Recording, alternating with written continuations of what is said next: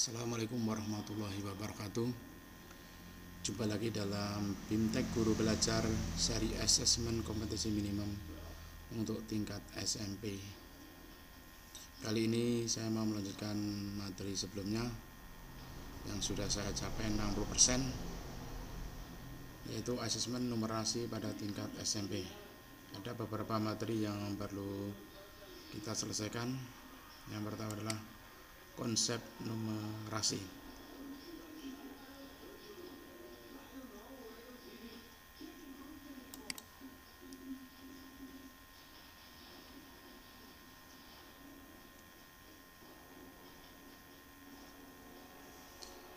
Materi selanjutnya adalah mengenal asesmen kompetensi minimum numerasi. Pada topik sebelumnya, Bapak dan Ibu telah mempelajari butir soal asesmen literasi pada setiap jenjang. Pada topik ini, Bapak dan Ibu guru akan mempelajari lebih jauh mengenai asesmen numerasi yang berlaku untuk asesmen kompetensi minimum yang akan diberikan pada siswa.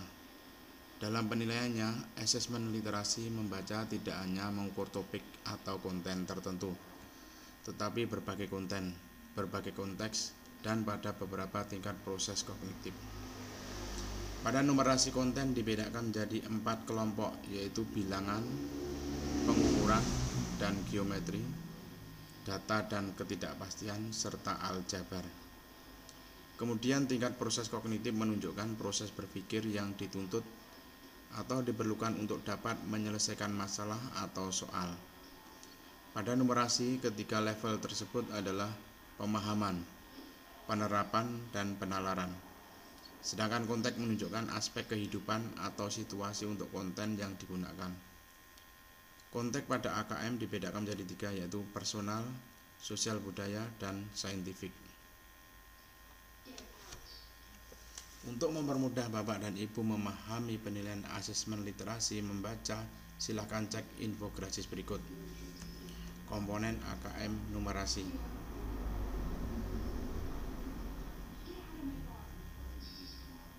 Konten, proses kognitif, konteks. Ini kita baca dulu. Konten, bilangan meliputi representasi, sifat urutan, dan operasi beragam jenis bilangan cacah, bulat, pecahan, desimal. Pengukuran dan geometri meliputi mengenal bangun datar hingga menggunakan volume dan luas permukaan dalam kehidupan sehari-hari. Juga menilai pemahaman peserta didik tentang pengukuran panjang, berat, waktu, volume, dan debit, serta satuan luas menggunakan satuan baku. Data dan ketidakpastian meliputi pemahaman, interpretasi, serta penyajian data maupun peluang. Aljabar meliputi persamaan dan pertidaksamaan, relasi dan fungsi, termasuk pola bilangan, serta rasio dan proporsi. Proses kognitif, pemahaman, memahami fakta, prosedur, serta alat matematika. Penerapan, mampu menerapkan konsep matematika dalam situasi nyata yang bersifat rutin.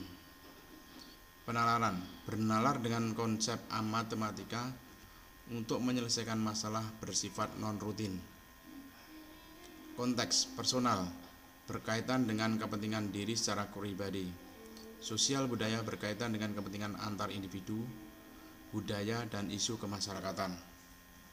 Saintifik, berkaitan dengan isu, aktivitas, serta fakta ilmiah baik yang telah dilakukan maupun futuristik.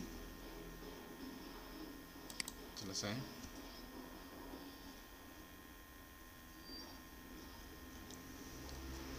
Materi selanjutnya menganalisis tahap asesmen numerasi tingkat SMP. Pada jenjang SMP MTS hanya terdapat 1 level pembelajaran dengan mempelajari 4 konten pembelajaran, yakni bilangan, geometri dan pengukuran, aljabar, dan data ketidakpastian. Selanjutnya Bapak dan Ibu berlatih menganalisis tahap asesmen pada jenjang SMP MI. Pada jenjang SMP MTS terdapat 1 level pembelajaran. Pada level pembelajarannya terdapat 3 konten yang dipelajari, yaitu bilangan, geometri dan pengukuran, aljabar, serta data dan ketidakpastian. Pada level pembelajaran 1 untuk kelas 8, siswa akan belajar merepresentasikan bilangan cacah. Siswa akan mengenal bangun geometri dan pengukurannya. Selain itu, siswa juga akan mempelajari persamaan dan pertidaksamaan bilangan, relasi dan fungsi bilangan, serta rasio dan proporsi. Bapak dan Ibu juga dapat melihat penjelasan yang lebih lengkap melalui link level pembelajaran 1 numerasi. Lanjutkan.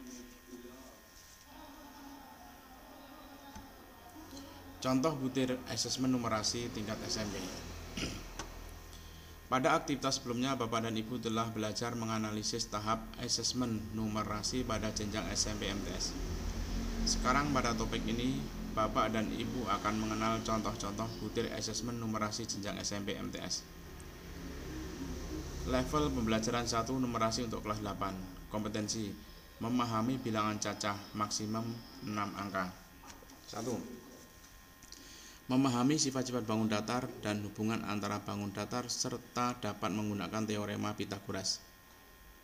Rumah ideal: menentukan ukuran rumah yang ideal memang susah-susah gampang. Pada dasarnya, ukuran sebuah rumah harus disesuaikan dengan jumlah orang yang nanti akan tinggal di dalamnya. Berdasarkan berbagai pertimbangan tertentu seperti ruang gerak, furniture, dan lain sebagainya, maka ukuran minimal masing-masing ruangan yang ideal bagi keluarga tersebut adalah sebagai berikut. Ruangan: panjang meter, lebar meter. Kamar tidur utama 4 meter, lebar 3 meter.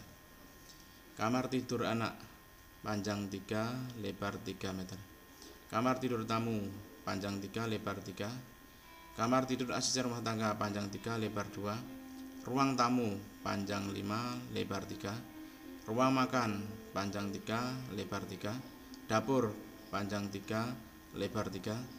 Garasi mobil: panjang 5, lebar 3. Kamar mandi: panjang 2,5, lebar 1,5. Gudang: panjang 3, lebar 2. Meski tidak harus sama persis karena berkaitan dengan kondisi lahan yang dimiliki, contoh di atas setidaknya bisa menjadi gambaran bagi Anda saat merencanakan atau memutuskan untuk membangun rumah dengan ukuran ideal yang bisa dihuni oleh 2 hingga 5 orang. Pak Ali berencana akan membangun sebuah rumah yang akan dihuni bersama istri dan 1 anak. Kriteria rumah yang ingin dibangun Pak Ali adalah sebagai berikut. 1. Pak Ali tidak memiliki asisten rumah tangga sehingga tidak membuat kamar asisten rumah tangga. 2. Pak Ali tidak membuat kamar khusus tamu. 3. Pak Ali ingin membuat 2 buah kamar mandi. Pak Ali membeli sebidang tanah yang luasnya 1 ar. Pak Ali mengalokasikan 15 meter persegi dari tanah tersebut untuk dibuat halaman rumah. Apakah Pak Ali bisa membangun rumah yang ideal? A. Ya, karena cukup membutuhkan lahan 82,5 meter persegi. B. Ya, lahan Pak Ali masih tersisa 10 meter persegi. C. Tidak, karena rumah ideal Pak Ali memerlukan luas minimal 90 meter persegi. D. Tidak, lahan Pak Ali masih kurang 7,5 meter persegi.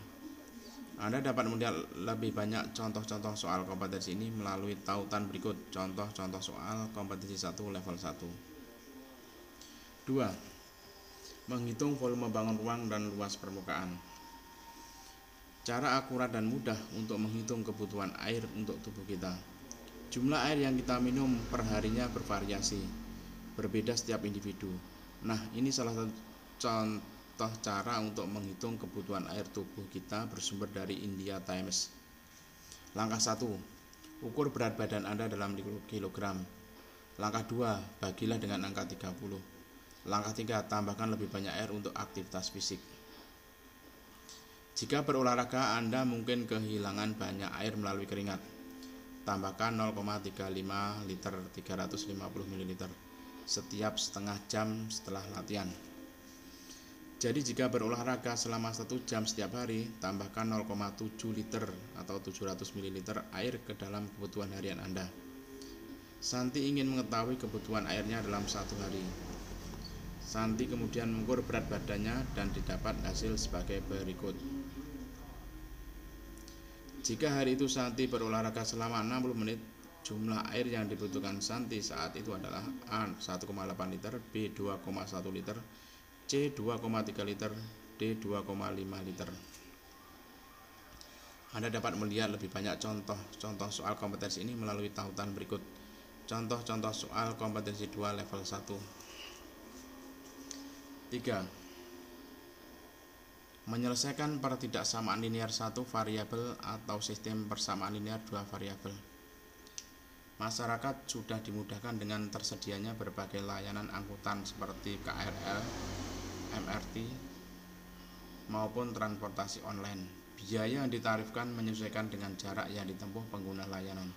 Melalui mesin pencarian Maps, seseorang dapat melihat berbagai pilihan untuk menuju suatu tempat, seperti tabel di bawah ini. KRL,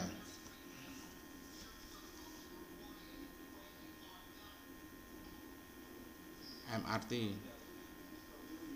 ojek online. Ini ada beberapa contoh. Jika memperhitungkan waktu, berapakah waktu paling sedikit yang dibutuhkan Adi untuk tiba di Fatmawati dari Rawabuntu? Jawab, 60 menit dengan menggunakan kereta ke Kebayoran terlebih dahulu, kemudian naik ojek online. Full kereta dari pukul 11.39 sampai 12.55 76 menit. Ojek online 22 km kali 3 menit sama dengan 66 menit. Kebayoran kereta 21 menit kurangi Kebayoran online 13 km kali 3 39 menit sama dengan 21 tambah 39 menit tambah 60 menit sama dengan 60 menit. Tanah Abang kereta 11.39 sampai 12.12 33 menit kurangi Fatmawati online 15 km kali 3 sama dengan 45 menit sama dengan 78 menit. Maka yang paling singkat waktunya adalah 60 menit. Anda dapat melihat lebih banyak contoh-contoh soal kompetensi ini melalui tautan berikut. Contoh-contoh soal kompetensi 3 level 1. 4. Memahami pola pada barisan bilangan dan konfigurasi objek. Gedung pertunjukan.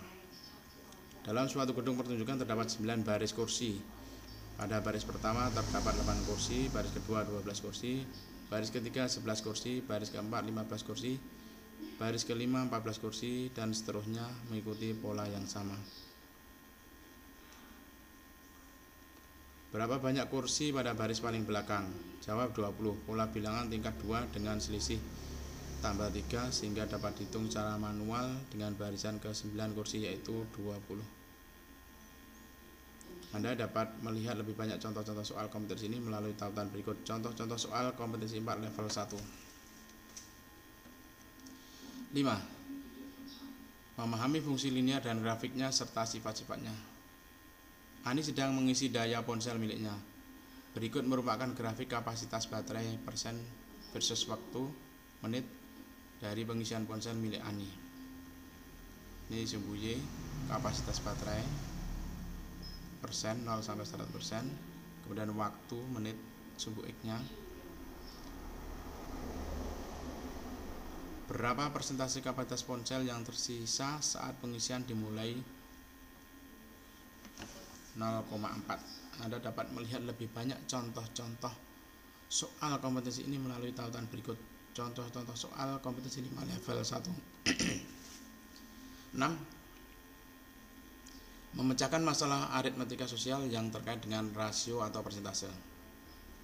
Halaman belakang sebuah rumah akan dibuat taman.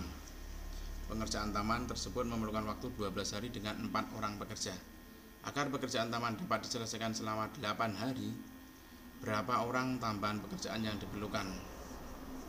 Jawab 2 orang. Perbandingan berbalik nilai. 12 hari dikerjakan 4 orang, maka untuk 8 hari 12 dibagi 8 sama dengan kali X dibagi 4. X sama dengan 6 sehingga membutuhkan tambahan 2 orang. Anda dapat melihat lebih banyak contoh-contoh soal kompetensi ini melalui tautan berikut. Contoh-contoh soal kompetensi 6 level 1. 7. Menentukan dan menggunakan mean, median, dan modus.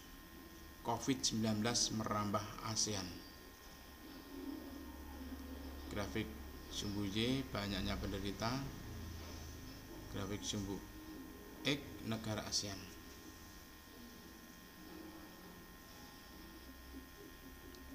Pada sejak Januari 2020, sejenis virus menimbulkan kegaduhan di provinsi Wuhan, Cina, kemudian menyebar ke banyak negara.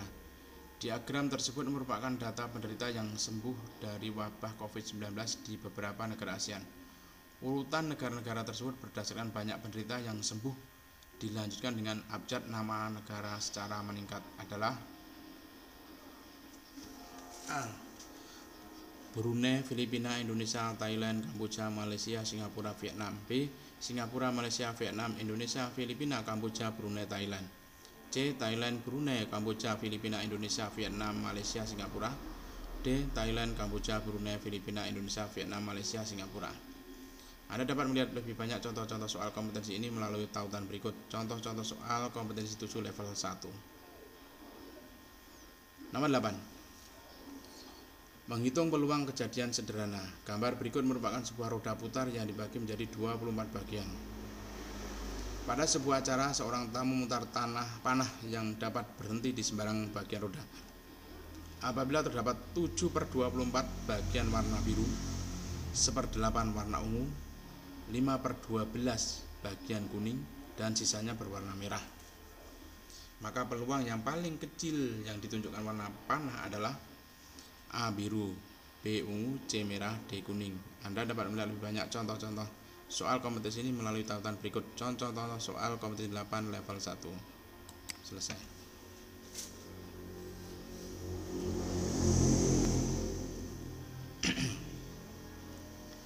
Materi selanjutnya adalah latihan membuat soal asesmen numerasi tingkat SMP. Dari penjelasan pada aktivitas sebelumnya, dapat disimpulkan bahwa butir-butir soal asesmen numerasi AKM melibatkan proses penalaran yang tidak dapat dipersiapkan melalui program bimbingan belajar intensif yang berfokus pada latihan-latihan soal saja. Proses penalaran siswa justru perlu lebih banyak dikembangkan dan dipupuk melalui strategi pembelajaran di kelas.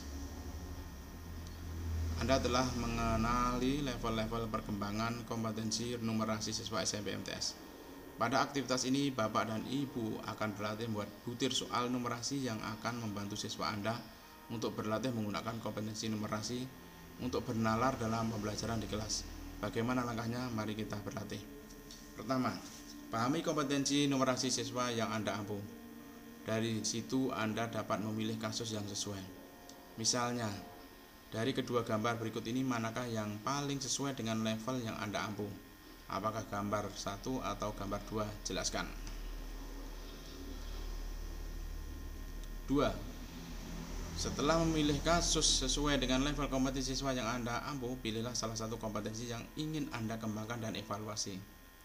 Ketiga, dari kompetensi enumerasi tersebut, cobalah membuat 3 buah soal dengan bentuk yang berbeda-beda berdasarkan gambar yang Anda pilih tadi. Pertanyaan-pertanyaan yang dikembangkan atas dasar kompetensi, bukan hafalan materi semata, memberikan kesempatan pada siswa untuk terus mengembangkan kemampuan dasar numerasinya dalam penalaran. Kuis latihan membuat soal asesmen numerasi tingkat SMP.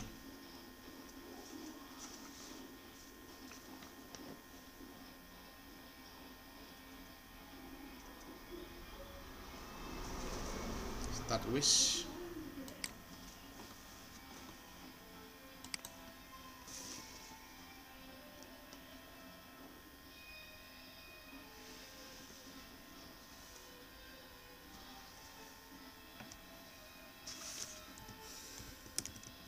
Disediakan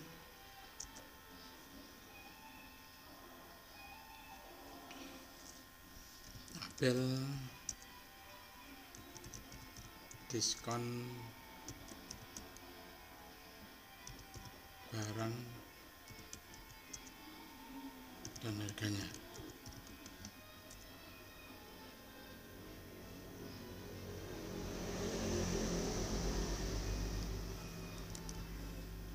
Dari daftar diskon di atas,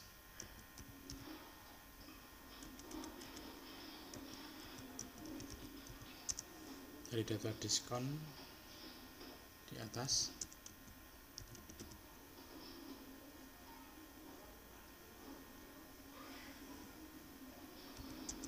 Untuk mengeluarkan uang terhemat,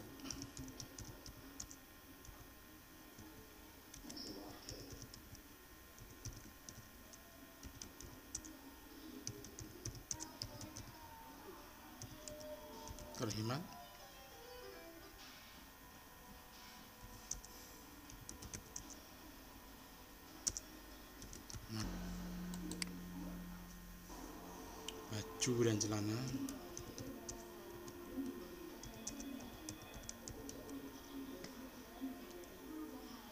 yang harus dibeli adalah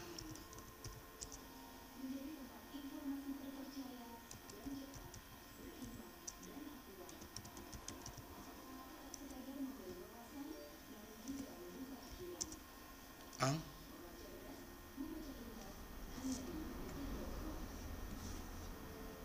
Misalnya kita sebut saja Jaya dan Bagus Fashion.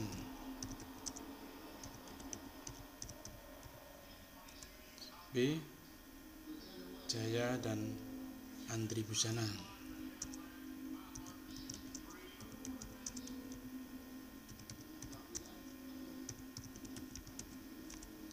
C.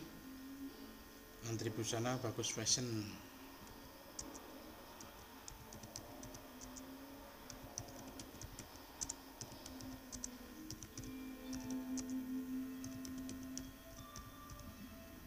D.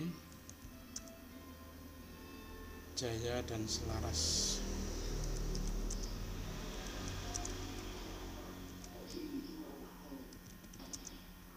Fashion. Ini soal yang kita buat, silahkan nanti diisi sendiri barang, harganya, produknya. Finish quiz. Mari kita lihat nilainya, nilai 100. Klik untuk melanjutkan.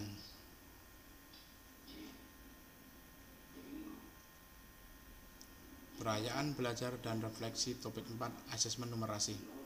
Selamat, Anda telah menyelesaikan latihan membuat soal asesmen numerasi jenjang pendidikan dasar, yaitu artinya Anda telah mempelajari seluruh materi pada topik butir soal asesmen numerasi pada jenjang pendidikan dasar.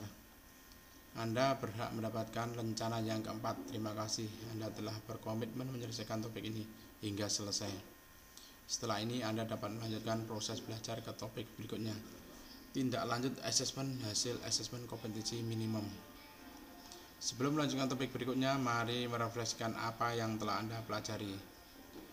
Kuis refleksi topik 4 asesmen numerasi.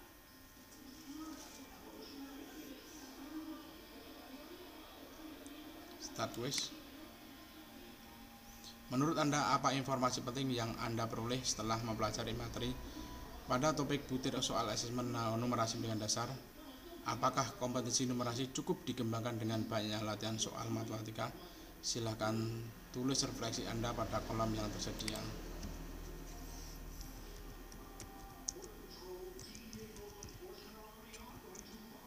Perlu mengembangkan potensi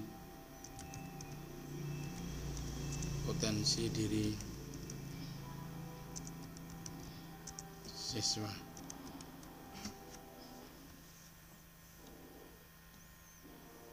Kita klik finish quiz. Oke, kita lihat sudah sukses belum. Klik untuk melanjutkan.